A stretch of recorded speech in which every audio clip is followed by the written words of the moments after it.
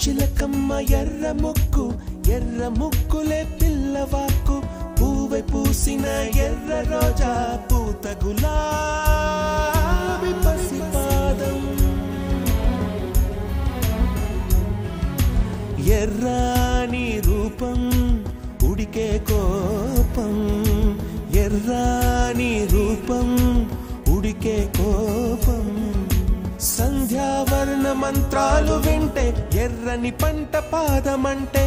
కాంచనాల జిలుగు పచ్చ